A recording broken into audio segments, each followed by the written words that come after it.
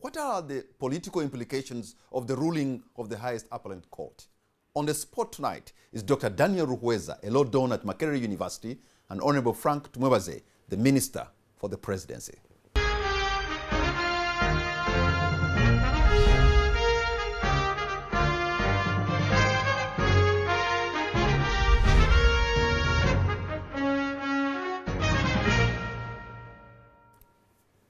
Gentlemen, welcome to the show, and you're on the spot, both of you. Good evening. Good evening. Let me begin with you, Dr. Rhuweza. You are part of the Friends of Court who filed an application, but it was never discussed in detail. Why was that? I think court made it clear that this was a brief judgment, that they will be able to give their detailed judgments, I think, by the end of 90 days. We are waiting to see what court says specifically regarding our amicus brief. Honorable Frank, in your group, I'm sure you must be now about to pop a bottle of champagne, because this is another victory. If this was football, Honorable Frank, this is what we would say 9-0. Yes, indeed, it was good for us, because where we knew that the NRM won and that President Museveni won, you had the whole army, I can call it deceptive rhetoric vendors that were saying, no, your victory is not legitimate, they advanced this, they advanced the other. And somebody walks to court, the Honorable Mbabazi, and I think for me, I congratulate him and I thank him, because that's how civic engagement should be. Okay, you are in a contest which is defined by the framework of the Constitution. You don't agree with A, B, you go to the supreme arbiter of the land, and in this case, the Supreme Court. So the court essentially, first of all, respected the will of Ugandans. That's point number one. And they were able to differentiate two things, Patrick, that there is a difference between politicking and litigation. What do I mean? I am here on your show, okay? I may engage in what they call hyperboles, an exaggeration of an exaggeration. You are not going to pin me to really substantiate or give evidence of what I'm saying. You can say that's politicking, that's spinning. It may pass as an acceptable way of how politics is done. But it is different from litigation. If you go to the courts, you have an allegation, you prove it. And if you read, you had all the issues court was responding to, it was essentially lack of evidence given, or even credible evidence. Or the part of the evidence adduced by the petitioner was substantially and substantively rebutted by the respondents. The issue of sufficient evidence. Dr. Rhuweza, you are a law don at No, Makerere. but maybe allow me to finish my point. Yes. It's not, before you even talk of sufficient, don't even supply it to reach sufficient. In this question there was no evidence. Whether sufficient or not, there was no evidence. Of course, there was some evidence, but it wasn't sufficient in some cases. Yeah. I mean, how do you make evidence sufficient? If I have a polling agent or a person of high repute in a village who witnessed, malpractice somewhere, and he comes to court and swears an affidavit, isn't that sufficient evidence? Well, first of all, you need to understand that a petition of this nature, the type of evidence primarily used is affidavit evidence. Yeah. Although, like the court rightly said, that there was oral evidence that was used when they interviewed, when they examined and cross-examined the chairman of the Electoral Commission. But in most cases, petitions of this nature use affidavit evidence. Now, the duty on the person who has the burden of proof is to ensure that you extinguish that burden sufficiently so as to show court that which you allege as required by the Evidence Act, he who alleges must prove. Okay?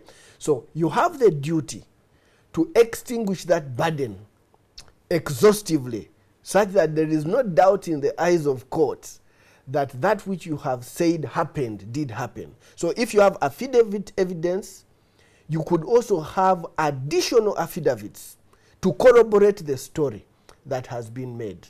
Okay, for example, you filed affidavits. But was that even possible in the manner of a presidential petition like this, where you only have 10 days? Yes. You have to traverse the whole country and pick this evidence. But why? Why traverse the whole country? Is that time sufficient? The time factor, is it sufficient for somebody to make his case? This time is not sufficient because you're dealing with a presidential petition. It's a big thing, okay? For the members of parliament, they have 30 days. For the presidential petition, it's just 10 days to prepare and file. That is why I believe the petitioner asked court to allow him amend his petition because he realized probably that it needed to be beefed up a bit more. And you should also remember that even after you've filed your affidavits and your petition, and the respondents have filed in response, you have the right of reply. So in this case, it's still with you, Dr. Rhuweza. In this case, could it be that the Honorable John Patrick Amama Mbabazi's problem was the technicality involved and the time given to prove his case? That could have been the biggest problem. Well, I'll quote one thing. There's someone who once said, it is not what you know, it is what you can prove in court. And I think that's what Frank was trying to say. That it is very easy for you to say that someone cheated, but for you to prove it in a way that court can understand is another ballgame altogether. So for court, you must make sure that your witnesses, first of all, are credible, and that the evidence you bring cannot be rebutted by the other side to such a degree that court will disbelieve it. So indeed, it is a technical exercise that cannot be easily played around with. Honorable Tumwebaze, you have won the court battle, and of course you won the election. Or his candidate has won. Yeah, I'm talking about the NRM. But how, in the court of public opinion, I can still hear people grumbling. You still need to win the court of the public opinion. Okay. How are you going to do that? Well, that's political contestation. Because there are still people who think it's Dr. Besigye who won this election. Where? First of all, the court was able to distinguish political rhetoric that can sometimes be excessive and deceptive from the reality. You get the point. Courts cannot give you the victory you don't have. Indeed, they look at the evidence. And that's why when you talked about the question of time to gather evidence, okay, doctor is speaking as a lawyer. He knows what they go through. I'm not a lawyer. But as a political practitioner, I want to tell you that even if you have 30 days, you won't forge the evidence if you don't have it. Because as a candidate, the law allows you an agent per polling station, right? Whether you're a presidential candidate or a parliamentary candidate, you have an agent. And that agent must be able to come back with a DRF form. I want to tell you in my constituency, for example, I had 97 polling stations in my sub-count, in my constituency. Voting ended at 4. Okay? By midnight, I had been able to gather all the 97 DRF forms through my agents. I was armed with my file. I had done my own tally, because mathematics does not lie. I had to go to the tally room, ready to face any different figure. Now, if you don't have those DRF forms, if you didn't have agents, first of all, you don't have them, isn't it? So even if you have 30 days to prepare a petition, evidence will be a tall order for you. It will be different. Honorable Frank, you're dealing with about 30,000 voters. Probably Dr. Besigye is dealing with about 3 million or 5 million voters. It's a different ballgame, sir. It's a different, but talk about millions of people. The same principle, wait me a minute. It's the same principle. If you don't have the capacity, you don't become a presidential candidate. Me, who can manage a constituency, I go for a constituency. But the principle is the same. You must have an agent per polling station. So if you don't have an agent, then how do you claim that you were cheated. So your source of evidence becomes tainted, and that's why in many aspects of the ruling, you would hear the judges saying the evidence was insufficient, it was not credible. So back to the point you were asking me. The court of public opinion, politics is a contested arena. It's a contested game. You get the point. It's not about who talks much. It's not about who engages on this TV match. It's not about who employs many bloggers on social media to speak his case. It's about what exactly the people did. And I had always been arguing in your media space here. The voting behavior was not really strange. The opinion polls had indicated so.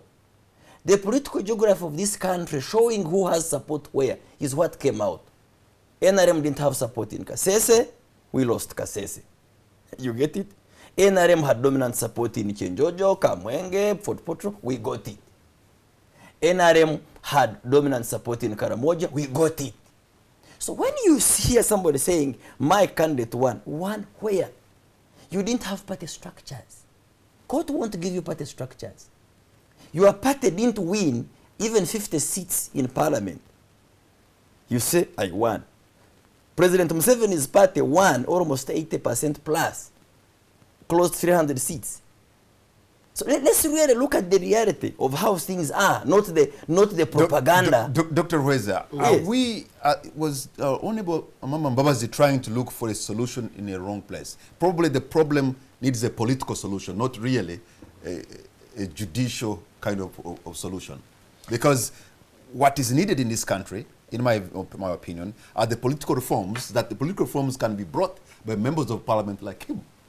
And however much you present a case in the courts of law, must also work. You may not get your day in court unless you have the political reforms. Well, so are we in the wrong place? Well, first of all, I think, well, I don't think, everyone has a right to seek the kind of remedy that they feel works best for them.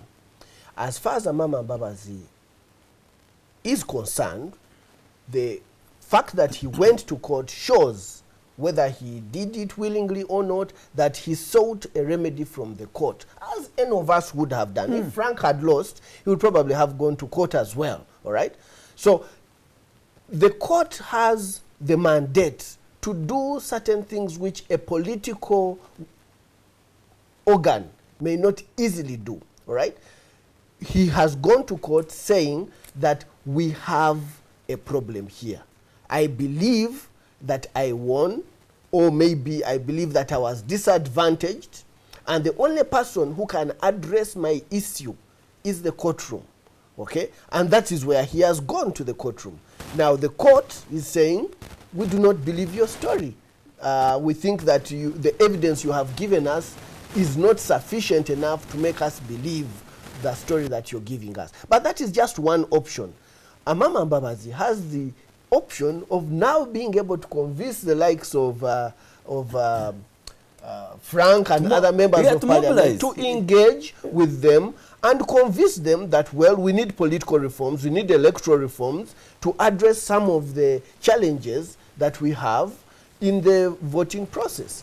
And so, and if he doesn't do that, I think he can continue to think of other ways in which he can so make the situation. Where can we get the electoral reforms from? But also, Patrick, before you take me to your rhetoric of electoral reforms, let's go back to one fact.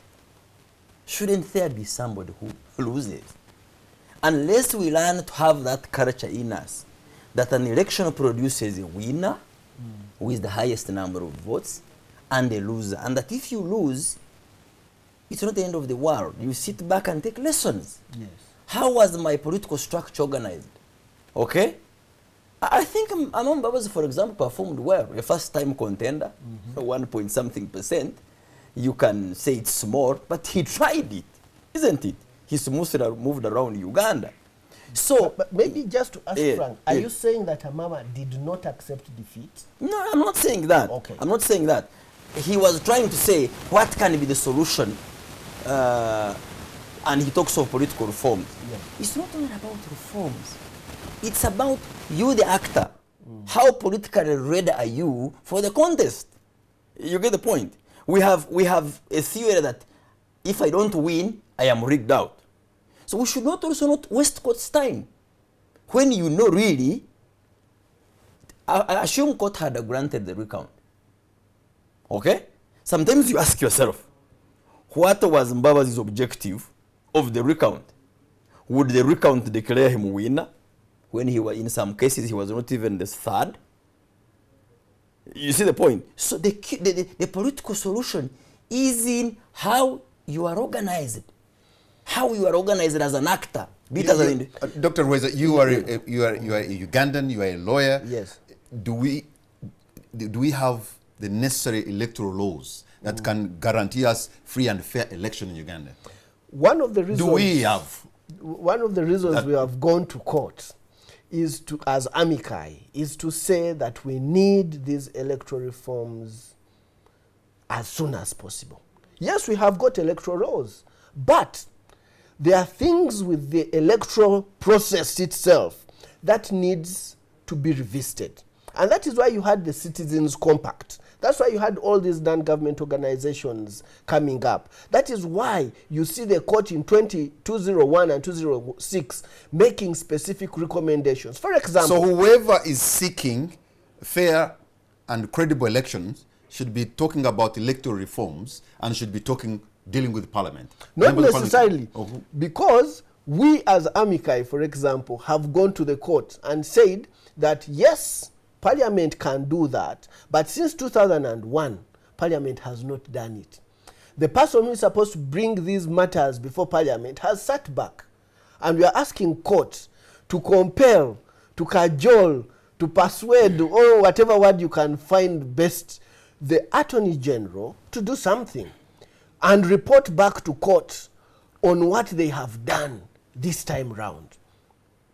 So it is one thing to say we'll go to Parliament, and yes, indeed, Parliament has that mandate. But if Parliament has not done anything since 2001, what do we do? But you see, why is it that when the courts of law recommend and give make observations that are sufficient to help us have free and fair elections, they are just swept under the carpet? You see, Patrick, all the time. You see, Patrick, this debate about reforms sometimes bores me, because it's never specific on what reforms we are talking about. If you look at our electoral cycle, let me say since the CA, I think when we started voting under this system, we've gone through a number of reforms. From a general register without any passport identification, okay, to a photographic register where your picture can be seen, from having a mere voter slip, I think by 201, to having a voter's card with your picture, and now to having some bit of technology to identify you biometrically. All of those are reforms, and reforms can never have a full stop. You will need to reform to adapt to the changing technology, okay? And you undertake the reforms basing on the financial capacity as the country you have. Okay? Yeah, but let me finish this point. So, but those reforms... You're actually saying the reforms are not necessary? No, they are, but they are continuous. Yes. And even now, nobody should use that talk as a scapegoat that I did not win because there were no reforms. No, but... that I did not win... Gentlemen, we're going to take a break. When we come back, we'll continue with that discussion on the reforms that are needed so that can give Uganda free and fair elections. We'll be right back. Welcome back. You're watching On The Spot. My name is Patrick Amara. My guests tonight are Honorable Frank Tumwebaze, the Minister for the Presidency, and Dr. Daniel Rhuweza, a law donor at Makerere Univesity. Let me pick something that I got from... in Justice Katurebe's ruling, he mentions the use of the president's position to the disadvantage of other candidates through the use of state resources, unequal use of state-owned media, and things like that. Yes. And these part of the things that need to be reformed. I mean, the court has mentioned it. And my answer is yes, certainly. You cannot have an incumbent who is also a presidential candidate enjoying all the perks of incumbency in a contest with others who do not have it. The president was using the presidential chopper. These guys were using their vehicles and getting stuck in the mud and so on. So access to the people, that immediate access to the people, obviously was hampered. Yes, you could say that they should have bought their own helicopters to be able to access the people, but clearly it still remains the same thing, that there is inequality. If everyone had access to the same state resources, maybe. But if he's an incumbent, yes, he's still, the government still has to run. You can't leave the country in a vacuum, can you? Yes, but I still think that it is possible for us to remove certain things from him to ensure a fair ground. I think that is possible. Okay, I agree with Doctor. Those reforms, like I said, these are ongoing, continuous issues you look at to adapt to the situation, isn't it? If you want a sitting head of state to be stripped of his privileges or her privileges, okay, then the constitutional framework must change. Maybe the incumbent steps down, because if he or she does not step down, well, that's another situation. I am president of a country. I have not handed over. Okay. You expose my security. That won't work. I am president. I enjoy my privileges. So if we are to implement some of those reforms, and maybe that's why the executive or even parliament find it difficult to easily implement those reforms, because they call for complete overhaul of the constitutional framework. Maybe if I am a sitting president, I am in my 4th year, if I may now become a candidate, maybe I hand over the country to the Chief Justice. That calls for a different reform of the Constitution. And that's not an easy thing that we sit in cabinet and pass in a day or two. But that's said and discussed. Political parties also have a role to play in the political dispensation. The messages we send out and how they resonate with the voters, what we stand for, the assurances we give our people, determine the choices they make. But when, yes, when an aspirant yes, who wants to be a presidential candidate, so yes, close to nomination, yes, is stopped midway. I'm talking about the example of Mbabazi going to Mbale or wherever he wanted to go, and he's blocked and detained. I mean, again, it sends some kind of message to his agents, to his supporters across the country, that if our candidate can be handled that way, how about us? That alone takes away from him. That's a different situation. How you behave determines what response you get. Okay? Kiza Besigye and Mama Mbabazi traversed the whole country. By the way, one thing that this ruling brings out, okay? It brings out, and that was the fact we all knew, but propaganda at the end had been covering it up. It brought out that the campaigns we had in the countryside, for about 90% of the period, up to the time there was a debate in this arena of the presidential candidates, we had very peaceful, non-violent countryside campaigns. Everybody was this way, this way, this way, this way, meeting their supporters, meeting their numbers. That is true, Frank. The episode of violence erupted here in Kampala after the presidential debate here, where some people felt outsmarted, and a man called Kiza Besigye caused recovery in the city. That is true, yes, Frank. But back to your question, Patrick, I think, why do I keep saying I think?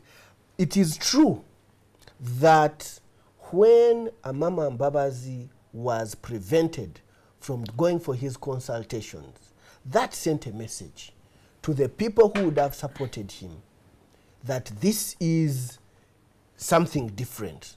We are not going to allow you. And indeed, court has come out very clearly and said what the police did was wrong in interfering in someone's process of receiving support and consulting with his or her people. Deny him momentum. Yes, you see, and that did deny him momentum. You see, you must be clear. Yes, the court made that finding. The police was not heard. Remember when Mbabazi was traveling to Mbale, okay? He was not traveling as the Mbabazi of today. He was not traveling as the Mbabazi of what he had been after his nomination. By then, Mbabazi was traveling, okay, as an actor, as a member of a party called NRM. okay, that had its own rules governing its own internal processes. Yes. You get the point? Yes. So, and I do not know, I'm not a lawyer, you know better. Yes. I do not know whether if court had been alive to the facts of how internal processes of a party are conducted, I think their ruling would have been otherwise. You see, the court went because if DP people are fighting in their headquarters, as they normally do between Mao and others, or UPC, the police should not have come in. You fight and Sanake? Anake is different, obviously. Yes. But in this particular case, when Mbabazi said and pleaded that Museveni was not properly nominated as a candidate of the NRM, court said that we do not expect the Electoral Commission to delve into those matters. No, but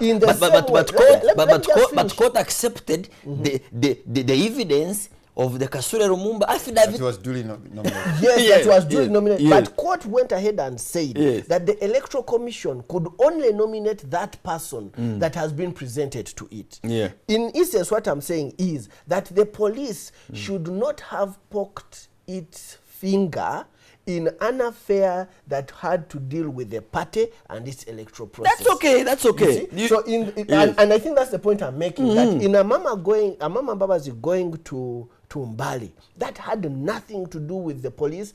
General Kali Kaihura should not have interfered in that process. He should have left it to flow. Okay, now. So the point I'm making really is that interference in a candidate's modus operandi does send a message, and I think it does hamper or affect the choices of the people. But fear. But let's also look, doctor, and let's be real. You're an academician, I'm a practitioner. Yes, please. In whose constituency, if I say in whose in terms of political grouping, in whose constituency was Mbabazi trying to get support from? Months back, remember, Mbabazi was a secretary general of a party called NRM. He had assured all and sundry through various media interviews how he was not about to contest. Okay, people are noting this. Okay? How he would go through the NRM primaries. Okay? All of a sudden, he says, I'm contesting through a YouTube declaration. Because we are now talking about what influences, what determines the way people vote. Yes. Okay? So, in a way, candidate Mbabazi disadvantaged himself, created his own misfortunes because of lack of clarity but, to the people he was trying to call. He's saying, okay, wait a minute.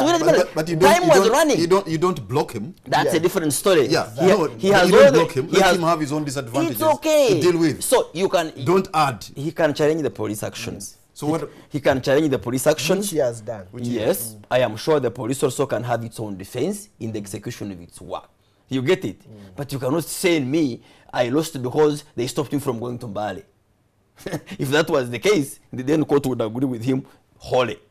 But the broader point, I wish I can finish my point, Patrick. Litigation. The broader point is whether we continue to reform our electoral system to adapt with the changing technology and the changing times.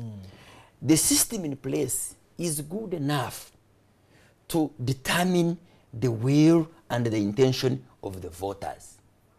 So we can try to create as many excuses as we can, but if you have not mobilized Ugandans, if you have not solved a message that resonates well, if you have not articulated Uganda's issues that people want to hear, okay? If you think by having a chess game with the police in town every day that translates into support, then you are really dreaming. Just a small response. I am speaking as a politician, not as a lawyer like my friend. Just a small response to Frank. One of the reasons why the amici went to court, first of all, is to show that it is not just being academic. The reason why we went to court was to show that we are also involved in the day-to-day running of affairs, and that we know what is happening. Much as I may not be a politician like you, I am a politician in another in another forum. So I know what is going on. And what I want to respond But you agree that political support is cultivated, can I just, it is grown, And it depends on how we use but also it. needs a fair ground. Yes, of course, it is yes. very important Yes. that in a contest we look, and that's why we are saying in court that you have to look at the process, not the event. Okay?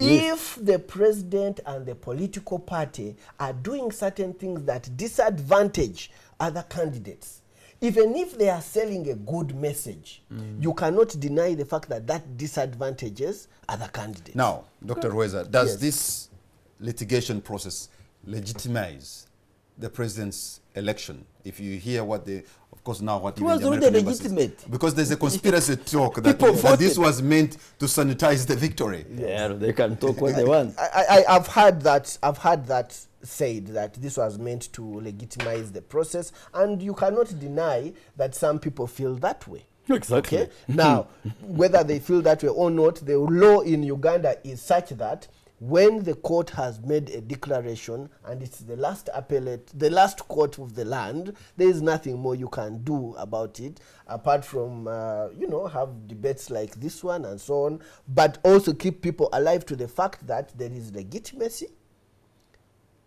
questions that are affecting this election. And the NRM, being the ruling party, has a big task of being able to win the hearts and minds of the people. And this is, I think, a process the hearts of the people, the hearts of the people are won through the support you get. Okay? The NRM is not here by accident. We were actually not a propaganda party. We've been disadvantaged so much by our... We are always in silence mode. We rarely blow our trumpets. We are silent. We let our actions speak. That's the philosophy that... You actually arrest your opponents. You block them. NRM does you not put arrest. them under house arrest even after the election. Where- you keep them for more than 40 where- days. where- The case of Kasangati can continue.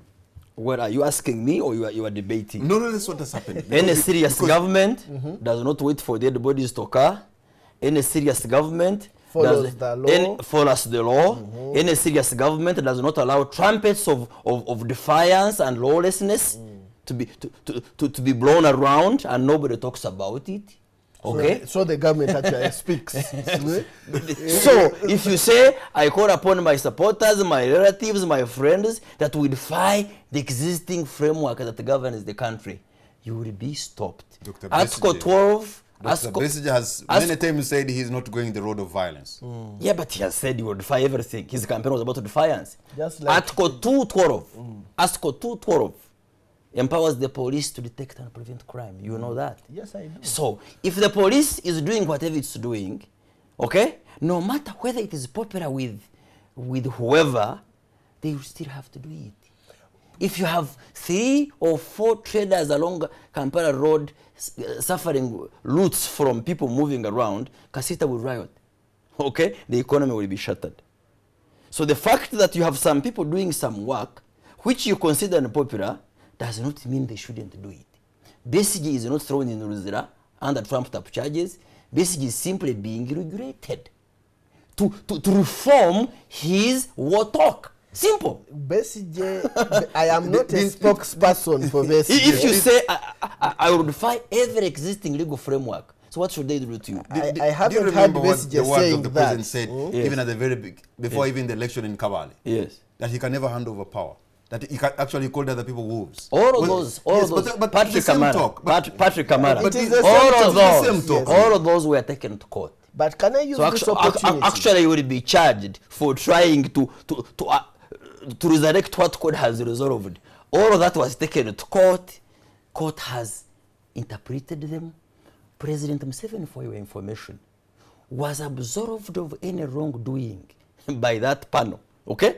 They did not only agree unanimously on the verdict of dismissing the petition, but all of them didn't find President Museveni capable of any wrongdoing. So as NRM, we are proud that our candidate was law-abiding, his campaign is conformed with the law. I think according to the law, Yes. it's not that he was absolved of all wrongdoing. What was he charged of? What was brought out very clearly was that there was no evidence So what does that to mean? support. So, I think there is a difference between there is no evidence to support and being absolved. If you go to court, Frank, and there is no evidence. You see, doctor, I am not about to apply to join your law school. Okay. Yes. If you take me to court yes. and put allegations on my head, yes. and you don't prove them, yes. because the burden lies with you, yes. I am innocent.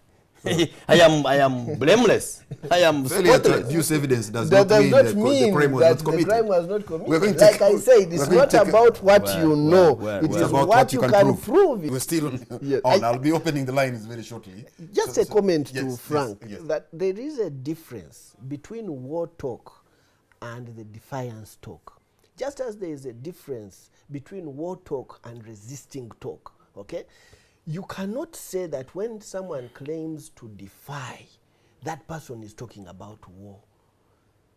Defiance is the same as civil disobedience, okay? A civil disobedience, that person says, I'm resisting that which I do not believe in. Is resistance. And yes, you see, resistance. And we should move away from saying defiance or resistance is war talk. No, if you do not agree with the status quo, there are certain things you can do to come against it. Simple example, just hold on, Frank. Just hold on, Frank. When the media blackout happened, social media blackout happened, do you know what people did? They used VPN. VPN was a form of resistance. When Martin Luther was campaigning for civil rights, they resisted. They defied the status quo in a non-violent manner. So we should be able to differentiate between violence, going to the bush, and being able to stand up and say, I do not agree. You see, doctor, in this thing. You can debate and cite your good legal issues. Examples, yes. But there is a difference between the arguments you're making and the reality on the ground. There was a campaign going on. After all the presidential candidates were nominated, I think on the 3rd of November, the countryside, everybody hit the countryside running. They moved everywhere. Okay? Towards the end, okay, Dr. Besigye comes to Kampala, well aware of his designated venues where to hold his rallies. He goes to Nasser Road to hold a rally. Okay, hold on a point. So why do you need to again support the defiance? Honorable Frank, we're going to take a break right now. Welcome back. You're watching On the Spot. My name is Patrick Amara. My guest tonight are Honorable Frank Tumwebaze and Dr. Daniel Rhuweza. Well, there are some people, Daniel, who have talked about having a dialogue, having some kind of a unity government. Or unity government won't happen because these guys want it fair and square according to them. But really, a dialogue. According to the facts, not according to us. But really, a dialogue, people start talking, is good for Uganda, isn't it? How can that be done? I totally agree.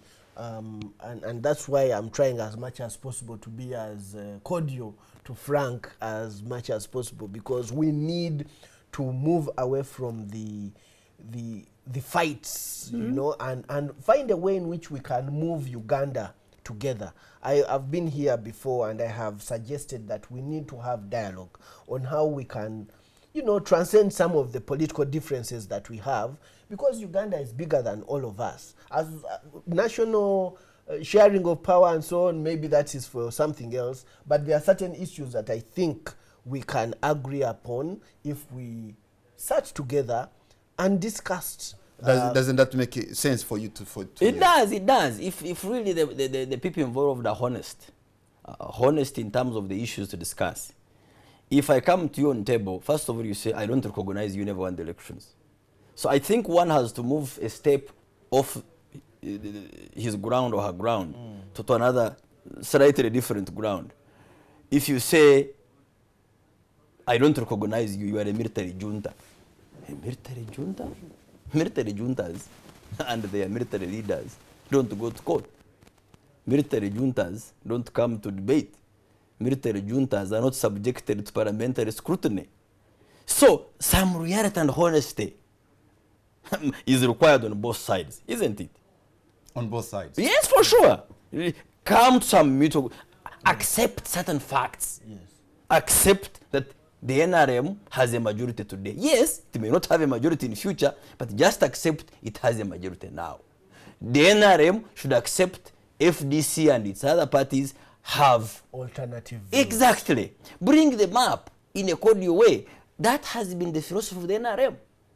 The president even accepted to speak to Kony and sent people.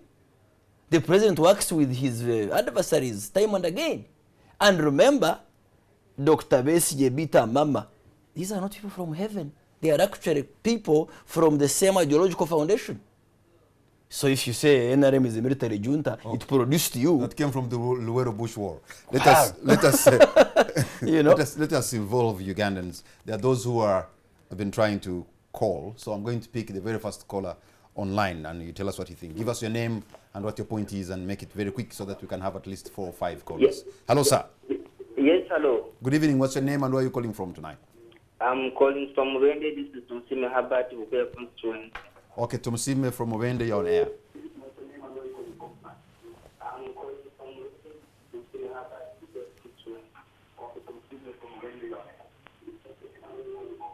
Hello?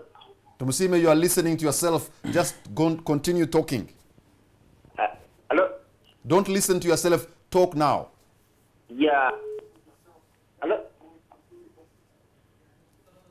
Okay, I'm going to pick another caller, Tumsime. Sorry.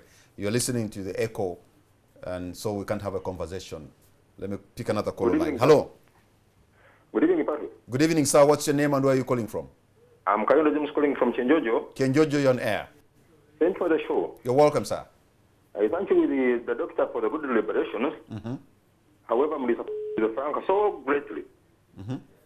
By the fact that Frank is trying to deceive the Ugandans, that the FDC and the entire leadership of the opposition has misled Ugandans. Yet for Frank, himself has been a failure. In what sense? But by the fact that he has lost all the seats in Kampala, where he's a minister for president, and he in Command, which is our neighbor here, Frank has tried his best to create a nucleus constituency, whereby Frank has sabotaged all the programs in the constituency and is now receiving Ugandans. Okay. For sure, we are disappointed. Kayondo, are you still on? Kayondo, you're still online. Do you know your polling station in Kenjojo? Yes? You know your polling station in Kenjojo? Very well. Who won on that polling station? On my polling station 1, Who won the presidential election on your polling station? fine, President 7 won, but... What about the neighboring one and the neighboring one? Well, whatever the case, but according to the statistics so far, Yes. when you can look at the elections, Dr. Besigye got way back in 2011, Yes. and the number of votes he garnered this time around in the entire Chenjojo district, you can see that a lot of, bad game was played here. So Frank should be sincere. Actually, what he should do is one. Let's say the NRM leadership try to create that peaceful atmosphere, lead the Ugandans till the end of this term, but not to brag around telling people that their numbers are very many. People, we are not that sincere. Actually, Okay. I myself, I belong to NRM, but when I see what is happening on ground, I'm offended, and there is a lot of tension in Uganda. So, Honorable Frank should accept that the atmosphere we are operating now is not conducive. Okay. That's all. Thank you very much, Kayondo there, my homeboy. Let me take another call online. Hello. My practice for the program. Good evening, sir. What's your name and where are you calling from? I'm from Mbarara. Mbarara, Kakoba. What I would like to Ugandans, Yes. whichever decision was made, Yes. I want us to take Uganda as our country. Our caller from Mbarara there, I think was trying to say that putting our country first, if I may. I'm trying to be very optimistic that maybe that's what he was saying. That's what it is. Yes. Hello? Hello? We lost that call. Let me pick 2 more. Hello? Hello. Good evening, sir. What's your name? Yeah, you are talking to Agri from Shane. Agri in Bushenyi, you're on air, sir. Yes, I want to ask Mr. Frank, Honorable Frank. Yes. How can a polling station have 500 voters, 500 votes? The ballot papers. And then at the end of the day, we see 500 ballot votes being casted. Yet we have the valid voters, actually the total number of voters, we have 436. So you're saying how can you have more vote? How can you have more votes than the registered voters? And secondly,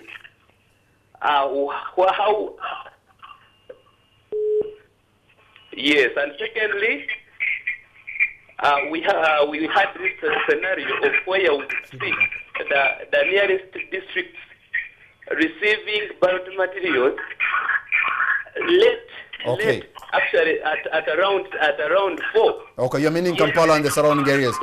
Agri, you have made your point. Agri in Bushenyi. Unfortunately, you are sending a reverb in the studio, so we have to cut that line. But you have made your point. So let me take the last call online. Hello. Hello. Hello, Mr. Kamara. Good evening, sir. What's your name and where are you calling from? This is Kenneth calling from Bujuko. Kenneth in Bujuko, you're on air. Yes. Now I've had Mr. Frank trying to laboring to explain how they got the majority vote and so on. Yes, that could be true. But I want to assure you, all of you in the studios there, that there is no same person, same person today who can still vote Mr. Museveni in power. There is no sane person. What do you mean? What do you mean from Bujuko that there is no sane person? You mean all?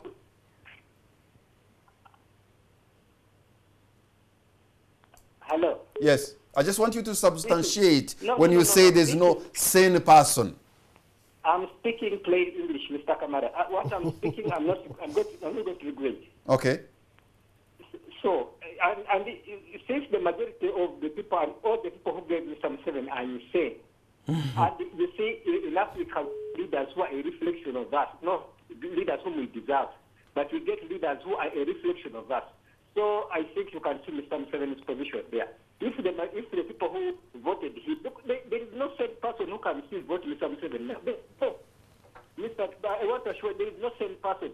All people who voted for Museveni are insane. And it is very absurd that Mr. Museveni is a reflection of insane people. Oh my God. Those are Ugandans. I think that's below the belt. I think there are Ugandans who have a choice to make, and they've made their choice, and I don't think they're insane. You may disagree with them, but of course that's their choice. No, but you see, you don't blame him. My producer has the very last call online. Hello. Hello. Hello. Hello. Hello. Yes. Good evening, sir. What's your name and where are you calling from? This is Moses. I'm calling from Mbale. Moses in Mbale on air. Patrick, thank you very much for the show and the team. Hello? You're on air. Go right ahead, sir.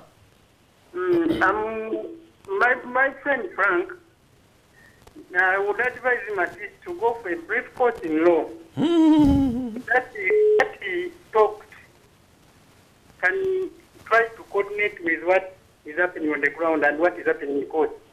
Okay, the tutorials are going to start right now from here.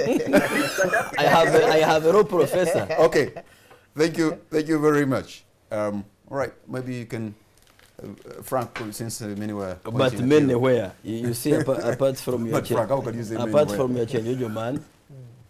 You see one general comment. One I got from Bushenyi where I was asking. I didn't even get him properly. How you can have 500 votes and we do what? How you can have 500 votes and yet you have cast and yet you have 400 registered voters. It can't happen. It happened that in his case. That's why you improve it. I don't know whom they voted for. That's a good question. And this is the evidence court was asking. You get the point. And that's the point I started with. Differentiate between this political discussion, just like he's made a call and stated whatever he has wanted to state. Nobody will castigate him. But if you take this talk to court, you must prove it. You get the point. I think that's one basic legal fact I have mastered from the from the court today. Then of course, Kenneth from Bujuko is insultive, but that also tells you the ideology, what the political actors stand for. If you preach hate, those who believe in you will be hate mongers. Okay? if you preach civility and real articulation of issues that affect Ugandans, your citizens or your followers will also behave the way you are behaving. So my friends who believe, how do you say people who voted Museveni are insane and you are the only sane person? That's the reason why Museveni defeated you. Because whoever voted Museveni is not insane, he's actually sane.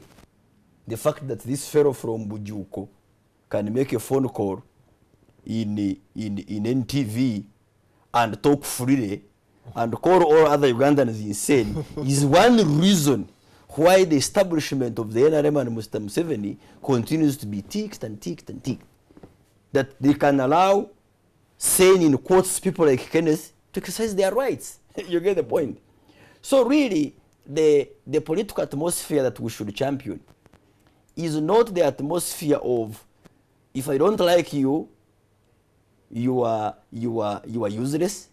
It should be, you have a different idea, I have a different idea, we must coexist. That's what pluralism is all about. Yeah. And that's the challenge Dr. Besigye has. You have heard him talk. Whoever does not agree with him is dismissed as a sycophant, is dismissed as a beneficiary of the corrupt regime. So whoever does not agree with you is condemned to death. You have heard of people being warned. If the regime changes, where will Kayihura go? Where will Tumwebaze go? Why should I be worried of where I will go? Yet you who is not part of the regime today, you are where you are comfortable enjoying your rights. So it is that intolerant talk, it is that spirit of intolerance that actually chases away supporters from them. Okay. And that's where President Museveni, a humble old man, listens, sends his simple message, and gets voted overwhelmingly. That's the point. What I can say is that the tolerant or tolerance message should come from both sides. Actually, from the multitude, including Kenneth from Bujuko. I would really advise him to desist from calling people who do not vote his for his candidate as being insane. Because, in fact, right now within the law, we no longer try to use that word insane because of the human rights concerns of people who are mentally incapacitated. That said, you call them of unsound mind. Yeah, we even resist from using unsound mind. We just say the man could just be sick like any other. We just say maybe disabled or something else. You pretend. Yeah, we try not to dehumanize. I've heard that word in the court of unsound mind. Yes, but and it is in our law books, and the law books need to be amended to that effect. But back to the message that Frank is talking about, we need to desist from those messages that will make people either fearful of the establishment, even those acts that make people fearful of the establishment or fearful for their lives and property. And I think that should be for our leaders, the ministers, the president, the opposition leaders. Everybody must begin to speak a language of even cohesion. Even the citizens, like if you find an armed policeman and you throw a stone at him, a policeman is your brother and son. What should he do? Frank, you're parting short tonight. Yes. A concluding remark. Yes, just to thank you, and once again congratulate the judges of the Supreme Court that they are the final arbiter. They have told Ugandans that one individual was aggrieved. He went to court to pursue his right. Court had him. And by the way of exception, this court simplified the process of the petition. It listened to all sides. It did not pay so much attention to technicalities. Even when it had difficulties of the constitutional time frame, it gave people, amend your petition, yes, amend. I want to submit this, yes, do so. The friends of court want to come on board, please come. So really, the process won the admiration of everybody, and it won the confidence and trust of all the litigants in court. So, to me, and no wonder really, the unanimity of the judges proves the point that the process was really thorough. So, and I thank Honorable Mbabazi, I have seen him at the press conference, he accepts the the court's finding. That's the establishment must accept. That tells you he's agreeing that Uganda is under a constitutional framework. Thank you. Your parting shot. Uganda is indeed under a constitutional framework, but Uganda also has certain challenges which course, yes. all of us need to yes. work together. Of course, yes. Another thing I would like to state is lack of evidence. Or lack of evidence is not evidence of lack. Meaning that, yes, people may not have been able to convince courts, but that does not mean that there are certain things that happened. People may not have been able to convince court that these things happened, but the duty is now incumbent upon all of us to try and address those things that went wrong. Yes, the court has made a finding, it has made a legal finding, but the political question still remains. The question on electoral reform still remains. The question of perceptives still remains, and we need to work together to ensure that we address those issues. But also, Okay. Don, Thank but you also very much, the fact gentlemen. that you allege and you don't prove does not make me guilty. Thank you very much. Honorable Frank Tumwebaze, thank you very much. Yes. Dr. Daniel Rhuweza, and thank you very much, all of you who have been a part of this, especially people have called from Bale, from Bushenyi, from Bujuko, from Chenjejo, from Kampala, and from all over, and even those who have not made the calls. Let us just do one thing. Let us put our country first. Good night, and God bless Uganda.